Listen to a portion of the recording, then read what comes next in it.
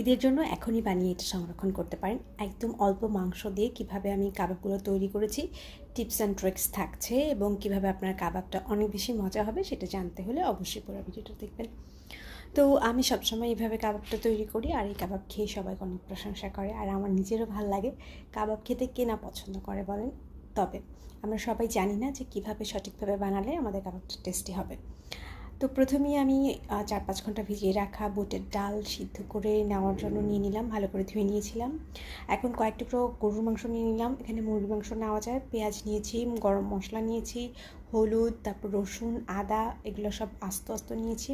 কয়েকটা মরিচও নিলাম। এরপরে হচ্ছে আমি চাট মশলা দিলাম, যেটা সবথেকে ইম্পর্ট্যান্ট, মানে আপনার কাবাবটাকে ভীষণ মজাদার করবে। লবণ দিলাম, পানি দিয়ে এটাকে সিদ্ধ করে নিব। সিদ্ধ করা হয়ে গেছে, এখন ব্লেন্ডারের জারে একটা ডিম দিয়ে এটাকে ব্লেন্ড করে নিব খুব ভালো করে, যাতে আপনার কাবাব ভেঙে না যায় তেলে দেওয়ার জন্য পরে। সেজন্য আমি এখানে কি বলে এটাকে বেসন ব্যবহার করলাম। তারপরে চাট মশলা দিলাম, স্বাদ অনুযায়ী দিলাম কাঁচামরিচ, তারপরে একটু ধনেপাতা আর মিন্ট দিলাম।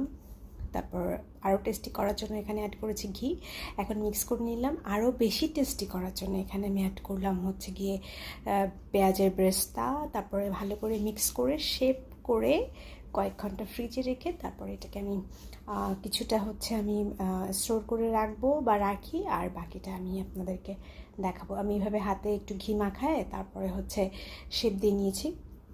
একদমই সহজ করা, যারা পারেন না, নতুন রাঁধুনি, তারা একবার দেখলেই পেরে যাবেন। তো এভাবে কয়েক ঘন্টা ডিপ ফ্রিজে রেখে তারপরে আমি বক্সে করে রেখে দিই। যেটা স্টোর করা সেটা স্টোর করে, আর বাকিটা খাই এভাবে ফ্রাই করে। তো দেখতেই পাচ্ছেন একদমই ভেঙে যাচ্ছে না। তো এই টিপসগুলো ফলো করলে আপনার কাবাবও অনেক বেশি টেস্টি হবে খেতে, এবং ভেঙে যাবে না তেলে দেওয়ার সাথে সাথে। এখন সবগুলো কাবাব উঠিয়ে গরম গরম পরিবেশন করছে, আপনিও চাইলে এভাবে করতে পারেন।